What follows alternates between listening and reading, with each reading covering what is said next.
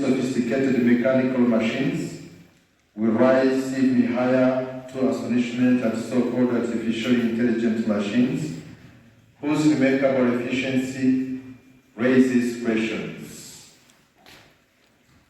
It is in this regard that we are gathered here this afternoon to participate in a conference on the very relevant topic, which is relational being in the age of artificial intelligence, the African philosophy of Ubuntu in dialogue with Kant and Heidegger. This topic will be presented by a very famous speaker. He's very impressive and famous. And this one, he holds a PhD in philosophy from Catholic University, Leuven, that he obtained in 2018 with a specialization in metaphysics and political philosophy. He also earned a university diploma in international relations and geopolitics from Université Catholique de Leuven in 2021. He is a professor at Domini University, which is in France, and a visiting lecturer at St. Thomas Aquinas Media Seminary, our institution, and has been a researcher at Catholic University at Leuven in ethics, political philosophy, and the philosophy of religion. Since 2021 till now, he has served as National Director of Mission Belgium and is a parish priest in the Archdiocese of Mechelen, Brussels. His research interests include metaphysics, philosophy of religion, political philosophy, and missiology.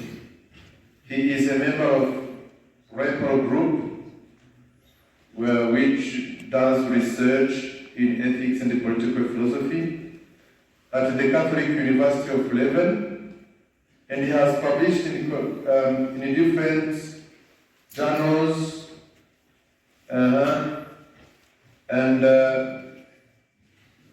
he published in different journals in Collations, Ethical Perspectives, and edited volumes with Springer Nature.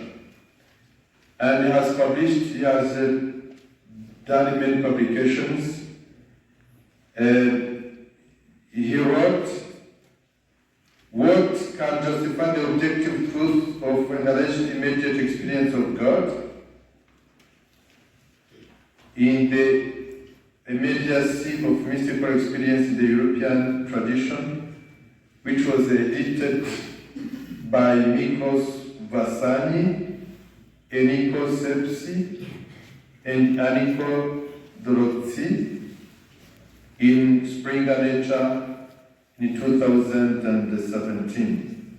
He also published Kant on the History of Humankind, the invisible hand of nature behind the progress of the realization of freedom, which was published in Estudos Kantianos 5, number 2, in 2017. He also published Politics and Normativity, a Kantian rejoinder to Raymond Goethe, Dismissal of the Metaphysics of Morals, Ethical Perspectives, number 25 in 2018. He published also another article which is written maybe in Dutch. Is it in Dutch? Yeah, okay.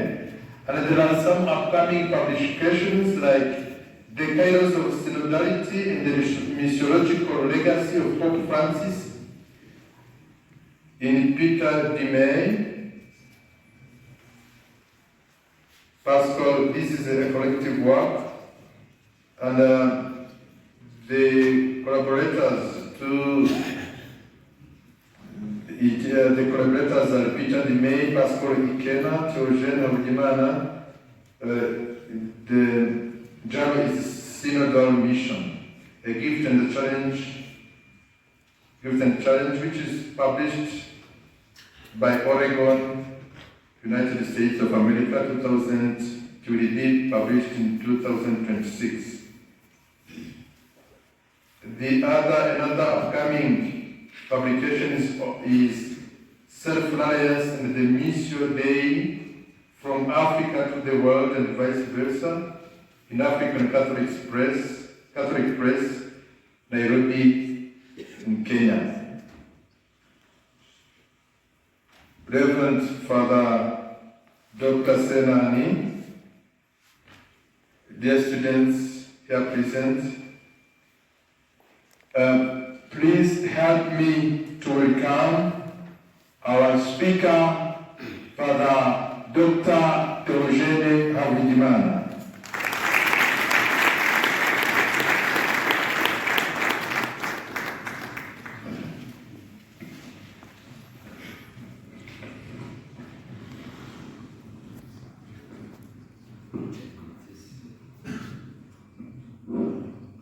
Thank you very much, Father. It's a pleasure to be here to present my paper. I will try to respect the time which is given to me. I don't know how, it has been a while since I came to present a paper. I think the last paper I presented in this hall was like in 2016 or 17. In any case, I'm very pleased to be here to address this audience on a pretty interesting topic, actually. It's a topic which has been, in the last couple of years, actually been attracting my mind.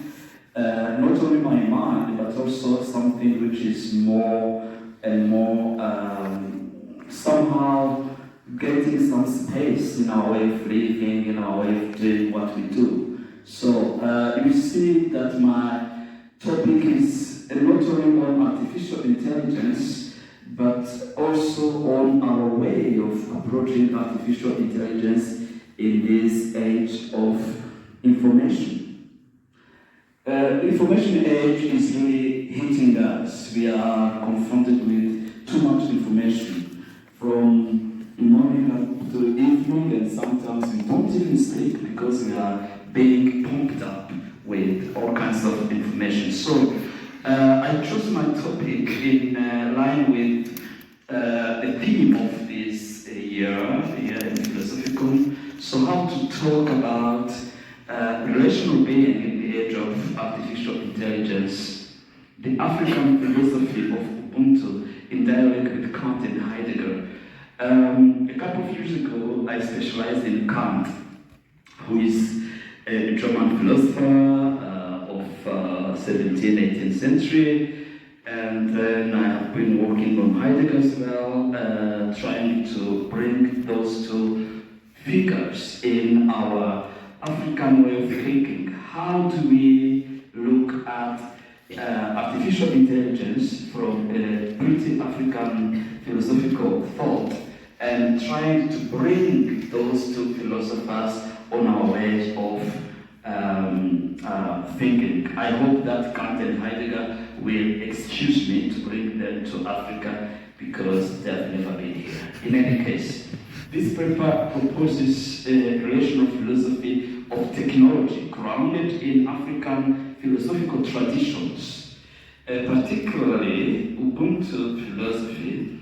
And I will not only talk about Ubuntu philosophy, I will also try to bring in some kind of Rwandan relational ontology, and I will try to place them in critical dialogue with the Kantian moral philosophy and Heidegger's analysis of modern technology.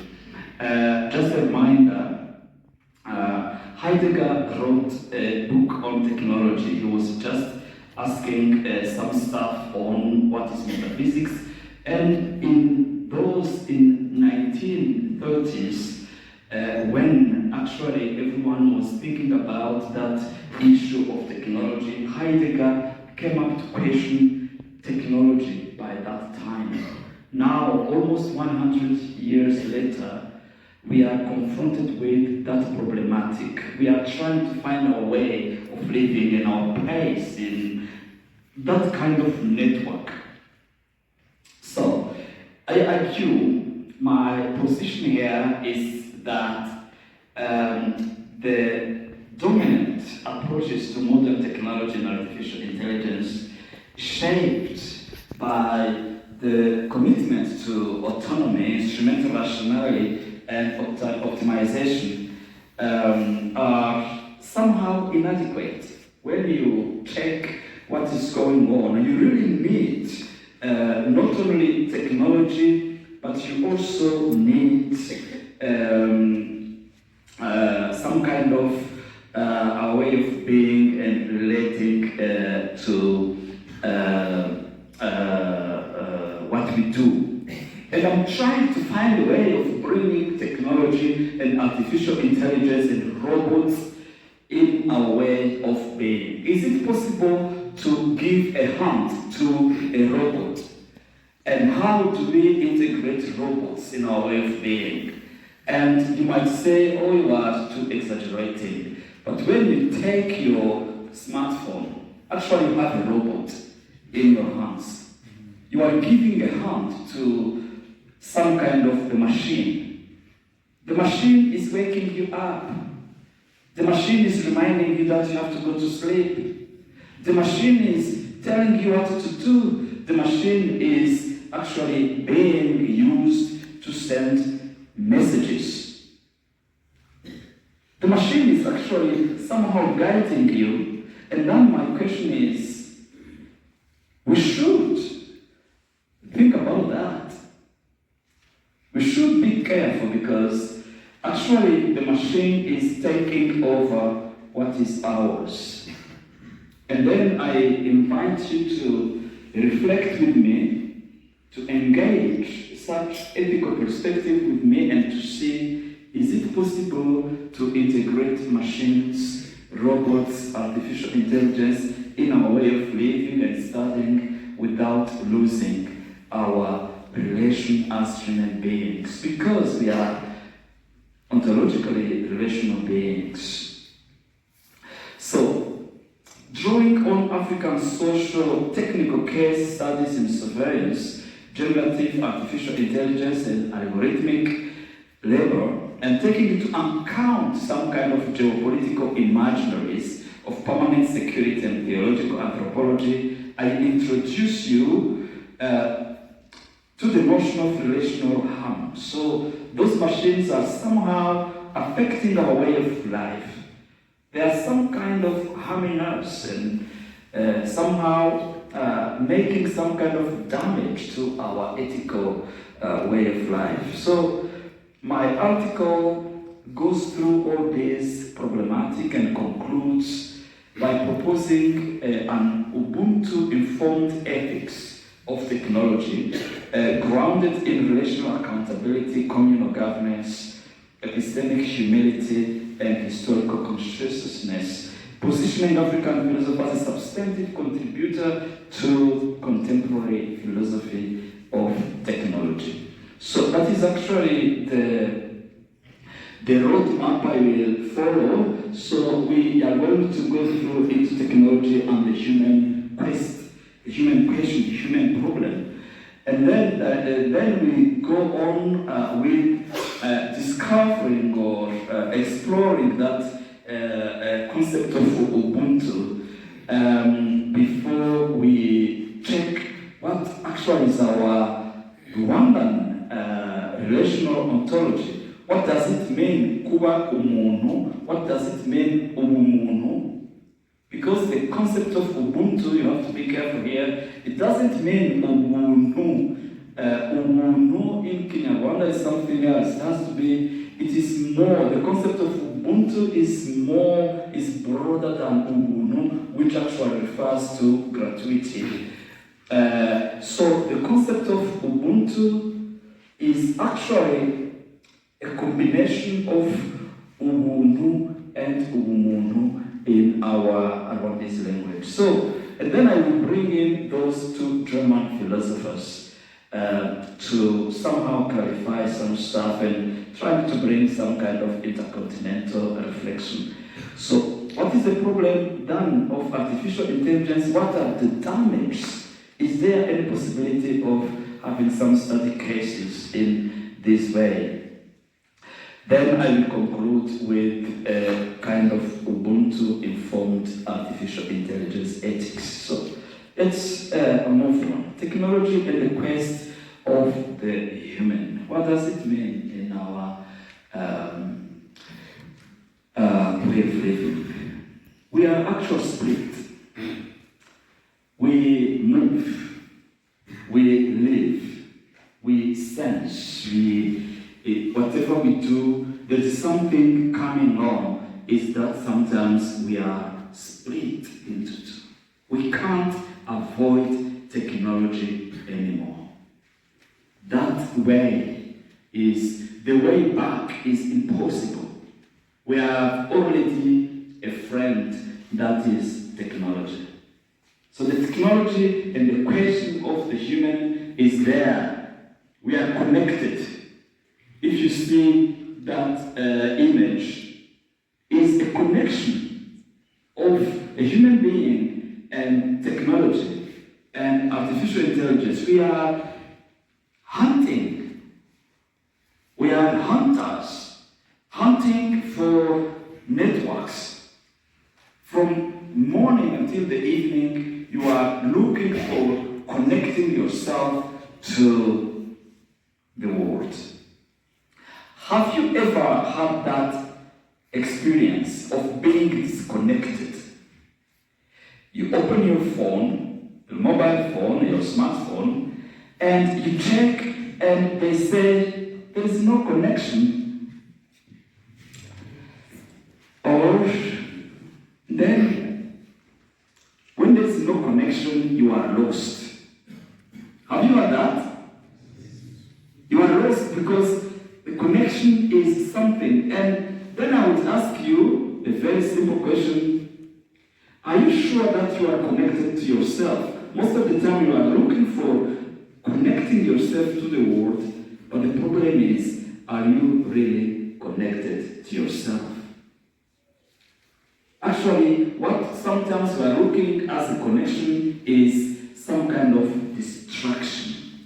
We are somehow distracted. So modern technology no longer functions as a collection of tools serving for human purposes. Increasingly, modern technology operates as a dominant mode of organizing reality, organizing your days from morning up to the evening, mediating social cognition. Everything is now on WhatsApp, on Facebook, on TikTok, on all kinds of things. You know more than I. And labor work is actually dominated by artificial intelligence, governance, moral judgment. They are all governed by AI. So AI in particular has become a structuring force in contemporary life, shaping decisions about morality, employment, education, security, and access to social goods. So, as AI systems classify, predict, and optimize human behavior, they also reconfigure what it means to count as a person, to belong to a community, to be owed more consideration. In the everyday life of African big cities, take Kigali, for example, in university laboratories, in airports, banks, here in the seminary, AI decisions do more than optimize tasks. They shape everything. They shape who counts, who belongs, how communities imagine their future. AI is inevitable. So, the technology that promises speed and scale often materializes as a social order, recharting not only markets, but also kinship. You can't avoid it. It is really growing and going very fast. I don't know, possibly here you have less problem than at our university in Belgium. Because when you enter a class in Belgium, every student has a computer, has a smartphone. And sometimes before you say something, a student has already checked what you are going to say. He has already checked whether you know that or not. You don't have to present a professor because the students know more than you know. They are checking, they are searching, they are looking, and most of the time it is very scary. But at the end, you don't really need to fear about what is going on, even though you have to question technology. It is a structuring force of social reality. AI is promising autonomy, but we need relational perspectives to go on. So, I tried to go into literature, and I found some authors like Mike Zyko, who says, I quote, "In much of our time, automated and algorithmic decision-making systems now govern. They govern various aspects of people's life, including those most directly implicated in social inequality, such as employment, government benefits, and criminalization. So, how can that machines take over what should be our decision-making? How can? Because most of the time you are looking for speed, for optimization. People are looking for doing many things in a very short time. Although often presented as objective and neutral, such systems reproduce and amplify existing social hierarchies and forms of discrimination. This is particularly evident in machine learning systems trained on data that reflect unequal social structure, human judgment, and historically sedimented categories. Now, when you open YouTube,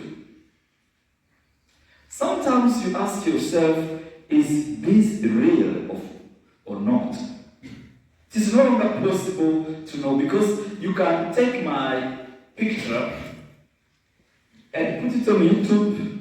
You can make whatever you want. You simply take my picture or just a short video, and after that, you put me on YouTube dancing, or smiling, or walking, or speaking. AI is simply taking a very small part of my speech and change the whole thing. It will be very tough to know, or not to know, or to check, is that Theo who is speaking, or is a machine? Possibly have the same question. Is he speaking, or am I the machine? Possibly. So, that is a question. That's a question, really. How do we know that this is the one who is speaking, not a machine? Because everything is now being somehow shaped in that area. Now the problem which I ask, together with one of a good friend, Shannon Vowell, who says, how to reclaim our humanity in the age of machine thinking. How to reclaim our humanity in the age of machine thinking. The central difficulty here lies in a fundamental mismatch. Prevailing technocratic rationalities, instrumental reasoning, efficiency-driven optimization, and the elevation of individual autonomy, those stand in structural tension with relational ontology. Sometimes the machine is taking us away, but we are still human beings, relational beings. We want to give a hand to the machine, but we also have to make sure that our hand is a human hand. So that is really a kind of dilemma. Such paradigms privilege what can be quantified. So the machine is determining what can be quantified, controlled, commodified, while obscuring dimensions of human life that arises through relationship, care, solidarity, and shared meaning. So you can't really expect the machine to have such deep care, to control our solidarity, to control the meanings of our lives. When AI systems are evaluated exclusively in terms of accuracy, speed, or profitability, then the social conditions that render these measures meaningful are at risk. I mean, when the AI systems, when robots and machines are actually put in the center of your life, then you better be careful. You are at risk. When you make a machine controlling your life from morning up to the evening, then you are actually, your humanity is becoming problematic or problematized. Sorry. So there is that problem going on. Philosophical response to these developments have largely emerged from Western traditions. What I would say here is that when we talk about artificial intelligence, don't think that artificial intelligence is actually started yesterday. No. Artificial intelligence goes back to the 70s when actually many people in the States were started collecting information from all over. First of all, written information, and after that they tried to understand what people are doing.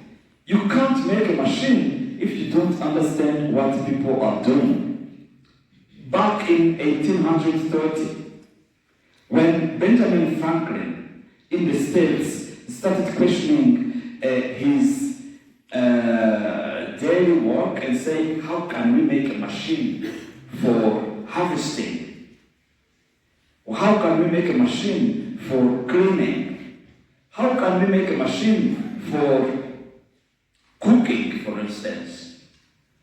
That was already begun. That everyone is asking, is there any possibility of replacing labor, replacing humans with machines? If you visit, for instance, if you visit some cars industry, you will be surprised. Everything is actually made by machines. Robots actually guided from far away. They work 24 hours 7, meaning that the production is higher. Meaning that there are a lot of people losing their jobs.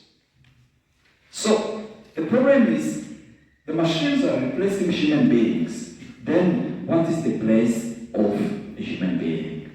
How to reclaim our humanity in the age of machine thinking? Frameworks of liberty and autonomy, individual rights, utility maximization, they are all dominating our way of living. They want to produce more while putting human beings aside.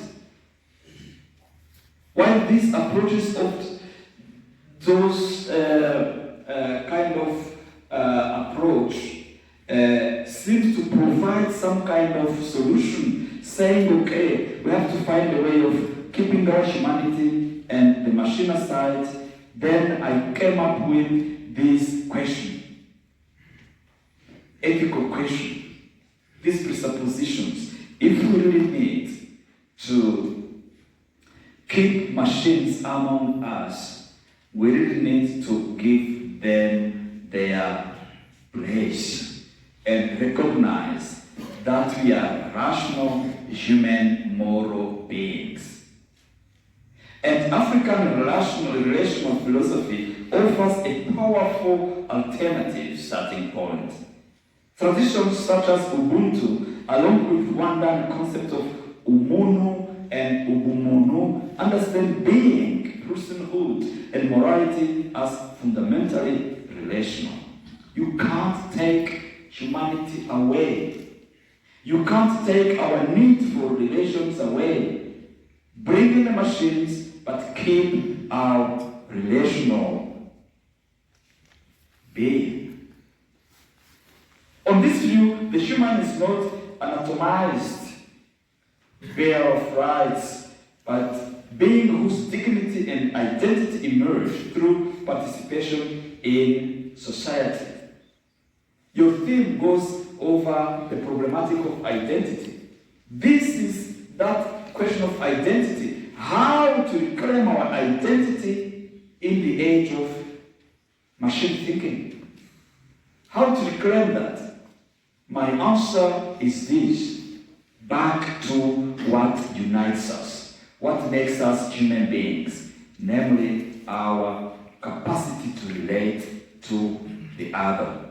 Technology, therefore, must be evaluated not only by how it treats individuals, but by how it reshapes the social fabric that makes moral life possible.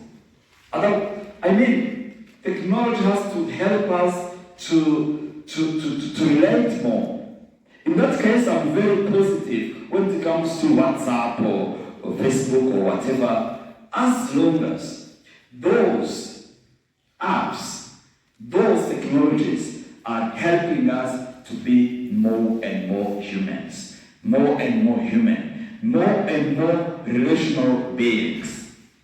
And that is the reason why I was more and more attracted by that concept of Ubuntu and African relational ontology.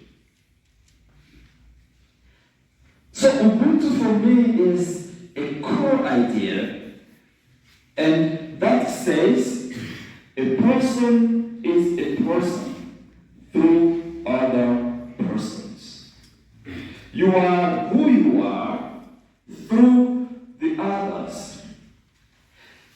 Actually, you can go back and say a human being is ontologically a relational being. While frequently invoked in popular or political discourse, Ubuntu is best understood as a philosophical ontology and ethics rather than a mere cultural slogan. So it's more deeper than the way we understand it. At its core, Ubuntu affirms that being itself is relational being. Existence is constituted through interdependence, mutual recognition, and shared life. So you are not really an island. A human being is not an island. A human being is a human being as long as it is related to other humans. That is really the key to understand my point here. Within this framework of Ubuntu, personhood is not an intrinsic, static property, but a normative achievement. So we achieve our aim of being a person as long as we are related or we relate to others. One becomes a person through participation in practices of care, in practices of responsibility and solidarity. That a society like ours, and when this society becomes actually aware of what it means to be a human, as long when it starts taking care of the most vulnerable, when it starts taking care of those who are suffering. So moral failure, conversely, is not simply the violation of a rule, but the breakdown in relationships that sustain communal life. Justice, therefore, emphasizes restoration and reconciliation rather than punishment or retribution. So, African philosophers such as Mogobe Ramos have articulated Ubuntu as a metaphysics in which being with precedes individual substance. In Kinyarwanda, we say, umuntu n'abantu. Kubaho, kubana. That means that actually existing, living, being who you are, it's not an isolated act of being. You live, you are, because I am. And we are of I am because we are. Kubaho n'ukubana. African philosophers try to understand such relational style, this ontology of relation, resists the dualisms, subject-object, that is typically Western, of individual and community, of nature and culture. Those dualisms structure much Western thought. It also challenges technological rationalities that reduce beings to resources, data points, or means toward externally defined ends. That means, actually, whatever you do, you have to be aware that there are others who are actually expecting that you relate to them. For philosophers of technology, the implications are profound.